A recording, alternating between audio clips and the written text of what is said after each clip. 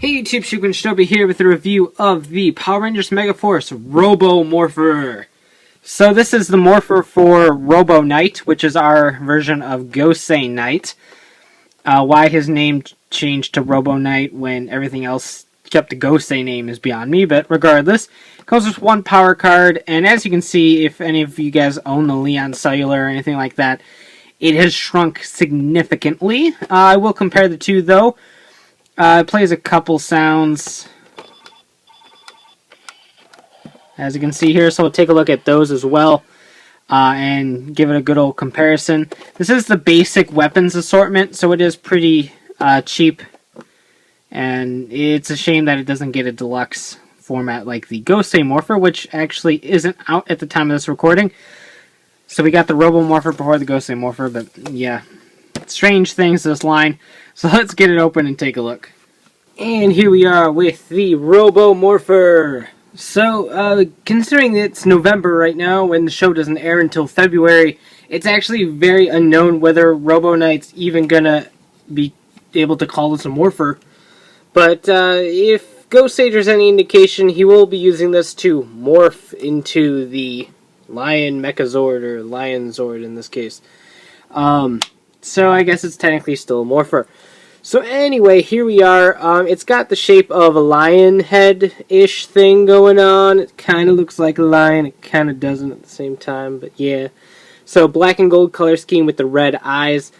Size-wise, it is about the same as the Samuraizer. In fact, it's pretty much exactly the same size when it's boxed up like this.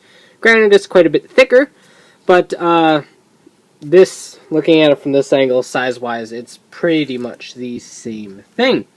So, that in mind, it's at the same price point, $14.99 at most retailers, $17.99 at Toys R Us. But unlike the Samuraizer, this is actually a fairly decent quality toy.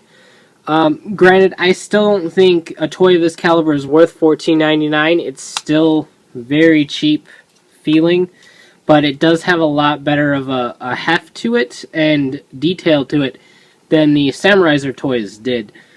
So when you open it up here, you got a fair amount of detail. The window here is no longer a window, it's now a sticker. You always have that crosshairs on the screen there. Always have full bars, always have full banner, and you always have mail that you're never going to get. But this button is no longer a button. No longer a button.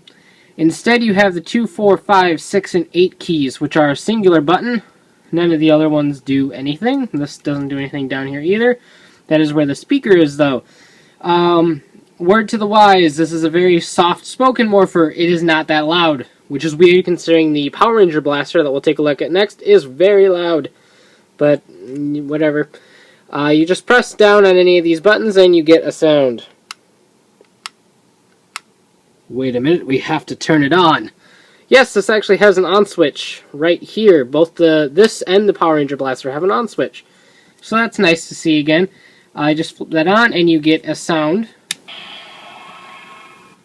I really hope that picked up on the camera's microphone, because it is very quiet. But you get the same on sound that you got from the Leon Cellular, which I think is a nice little addition to keep those sounds in here.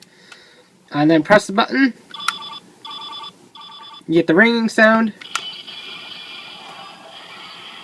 That sound, which is the combined Gosei Grand, whatever, sound from the Leon Cellular.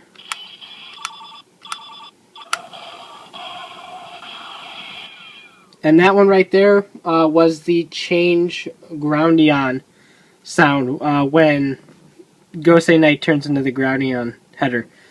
So, yeah, those three sounds are in here. Just cycles through those three sounds. And when you initiate a sound and then close it,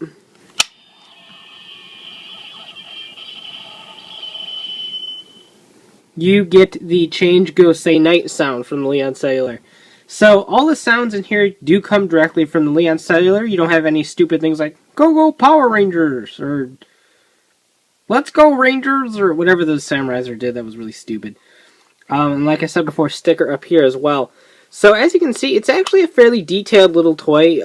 You still have the kana on the keypad, which I think is really neat. That's still on there. But yeah, I really actually like it. So to compare it to the Leon Cellular, this is what we got. It's a lot smaller, like a lot smaller. It's actually roughly the size of a larger flip phone. You lost a little bit of paint down here, but outside of that, the buttons are a fairly accurate representation of these buttons. Granted, these are all rubber pressy buttons, and this is the little big button. A little bit of gold paint up here that you don't have, but that's really all it's missing. The screen sticker is actually fairly accurate to the screen right on here, even down to the really faint lines you can see way back here. Being imprinted on here too, so that actually looks very accurate, and I think that's nice as well. And then up here, okay, you're missing a little bit of black paint right there. That's a pretty easy fix, but outside of that, I have to give them credit where credit's due. It is actually a very nice representation of this thing in terms of paint and accuracy, so huge props to them for that. It's one of those things where I really like that it's small, but I'll get to that in my closing. Just to compare the sounds of the Leon Cellular, if you turn it on, like I said, the same sound. Gotcha. You don't get the cool gotcha that I really love from this thing, so that's a bit of a shame. But this is the Change Gosei Knight sound, the sound that you get when you close this.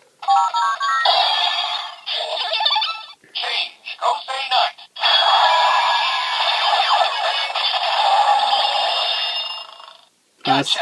Okay, 717 is the Change Groundion sound. Change Groundion.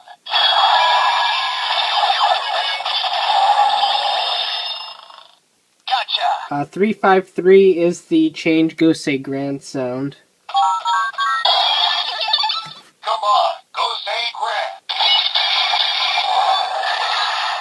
Gotcha. And then any random button press makes the ringing noise. So yeah, like I said, those sounds are ripped directly from this, which I think is actually really cool. And like I said, the detail, when you're comparing the two, is actually very spot on and very much identical. This is just a lot shrunken down. With that in mind, it's actually something I like. I love the Leon Cellular. I love the way this looks, and just, it's one of, yeah, you got me. It's one of my favorite phone changers, but it's really big. It's very impractical. With this, you have a cheaper version that's very small, very portable, can fit right in your pocket, that you can tote around with you. If something happens to it, if you lose it, it's very easy to replace. You just go down to Target, Toys R Us, whatever, pick up a new one for $14.99 to $17.99. Whereas this, if something happens to it, you lose it, you damage it, you're paying pretty much about at least $25 for a replacement, and that's if you're really lucky on the aftermarket. Now, the power card that comes with the Robo Morpher is this card. It's a Robo Knight card. It doesn't have Robo Knight on it. This is the card that they used for the Knight Dynamic in Goseiger. Looks like that. Basically what happens is this attaches to his gun, sword, weapon, and it just kind of mounted on there, and then you flipped this open, and it was acting like a scope, hence why this design is even there. And then they put in this card upside down, like that, because that's how That's how he did all of his cards, and so it made a crosshairs with the cool logo and everything like that. And as you can see, it retains this feature of holding the card. However, because the power cards are so much bigger than the Goseiger cards, they look kind of weird in this. And that being said, this shrunken down so much makes it look kind of derpy. It's like it's eating it. And you can't actually fully close it because of this peg hitting right there. So it retains the feature even though it really didn't need to. But that's still nice. And just to show the power cards in the Leon Cellular, they don't fit because they're bigger. So as you can see there, it doesn't work. These are bigger than the Goseiger cards. So keep that in mind. This is P050. P50. Heck yeah. So with that in mind, this is a toy I like because it's kind of like cheap. It's a representation of one of my favorite phone changers that I can tote around wherever I want to, play with just on my desk randomly, flip it open, close it. Yeah, it does feel pretty light, and it does have that cheap quality, not cheap quality, that's an oxymoron, cheap feel to it. But that being said, it's just something that I really like about this toy, and I definitely recommend it. If you're a fan of Gosei Knight and you don't have this, I wouldn't say this is a good replacement for that, particularly if you're like Gosei Knight and want all of his sounds. This has a ton of sounds, whereas this one only has those 5. So, sound-wise, that's a bit of a disappointment. But like I said, in terms of the quality of the toy, the look of the toy, the accuracy, it's very accurate, and it's a pretty good pickup, I think. So if you're a fan of Gosei Knight, if Robo Knight tickles your fancy when Megaforce starts, then by all means, pick this up. It's affordable, it's cheap, and like I said, they actually did a really good job on making this affordable for the American audience. I would have rather seen something more akin to this in the deluxe line, like we did for the Gosei Morpher compared to the Tensoder, which isn't even out yet. But those are almost identical. So I would have liked to see something like that for this too. But given how condensed Megaforce is in terms of Goseiger toys, this is what we got. But that being said, I do really like it. So you can check out shugenshinobi.com for latest updates to my reviews and hauls. And of course, check out my Megaforce to Goseiger comparison thread. Or not thread, page. There we go. That will detail the differences between the Japanese releases and the American releases. And of course, check out WritersRangersAndRambles.com, the podcast bringing the latest token news in the craziest way possible. So take care and have a great one. Bye.